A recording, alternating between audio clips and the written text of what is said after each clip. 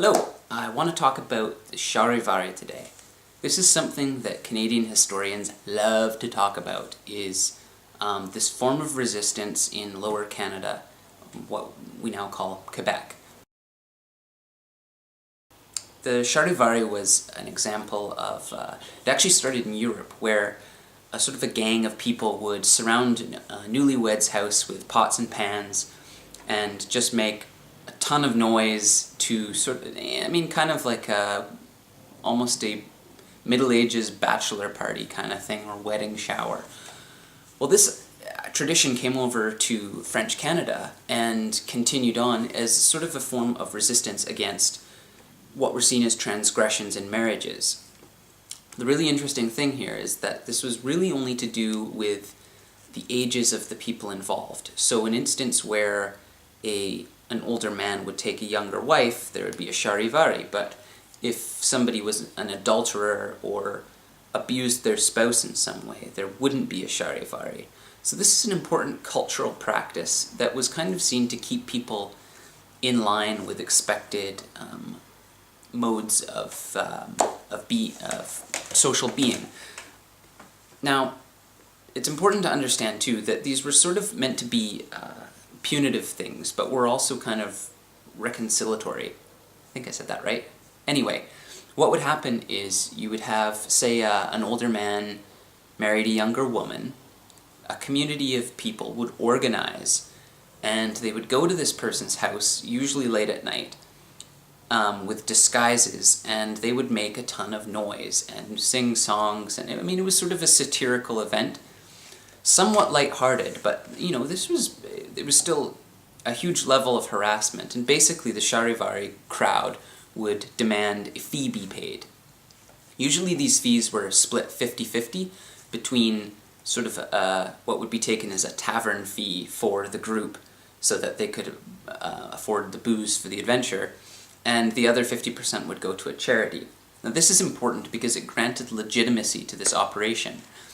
There's some controversy around whether or not the Catholic Church at the time was directly against the Charivari, or whether or not it actually was sort of in line with some of the things they believed. So what would happen is the crowd would demand a fee. Usually it would be paid.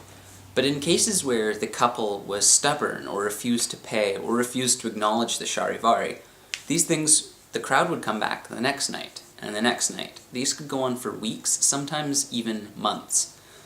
Violence always played, not always, but sometimes played a role.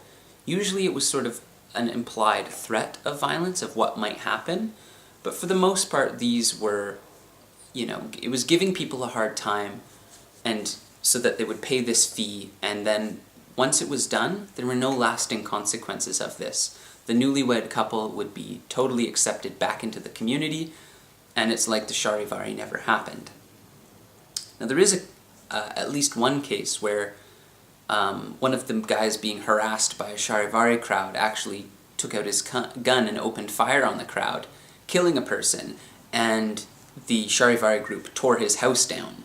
So these could turn violent. It's important to look at them as a cultural thing, but also as a... what am I trying to say here? As a form of violence. Now the reason why we need to think of it in two ways is because in 1837 we have, and previous to that as well, we start having a crisis in the local government. Now to sum up a pretty complicated thing into a simple and very generalized view of what was happening in 1837 is there was a colonial imperial government in Canada. There was sort of voting, but there was so much intimidation that went around with it. These were not truly democratic elections that occurred. So more and more Canadians were beginning to feel like this wasn't a fair operation, and they wanted responsible government, and this is where we see a sort of elite middle-class radical group called the Patriot Party. And they're demanding all kinds of government reforms. So what ends up happening? At first, against a few local officials, the Charivari starts being used as a method of persuading the official to side with the community. This is mostly in rural areas where this is happening, but there are a few examples where it happened in urban places as well. So the Charivari group would surround the local official's house and, sort of demand that they would side with the people or the Patriot Party rather than with the British imperial government. Now, as this escalated, the British Empire at the time was not a particularly understanding entity and really didn't take too kindly to rebellions and insurrections and things like that.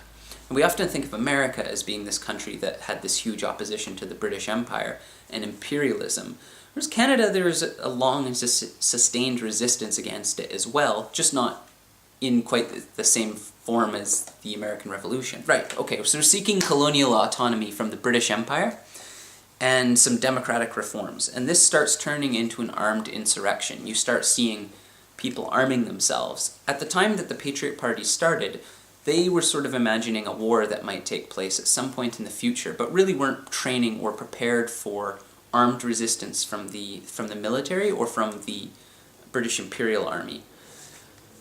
So things start escalating quite quickly, and we see the Charivari turn into a political motivator, and it starts being organized as such. The Charivari groups would actually start thinking about, okay, this local official over here, he's, we need to get him on side with us. And what they would do is they would go to these officers' house and actually demand their commissions. So the papers that they were given basically said, you are in charge of this group of people. The Charivari group would take those away. These officials were also given what were called maypoles, that would be these large sort of tree trunks planted in their front yards that would symbolize their local authority. And the Charivari group began cutting these down as a symbol of taking back that political power. These were designed to discourage government supporters, and these weren't acts of anarchy, but they were politically motivated. So these were carefully organized and orchestrated.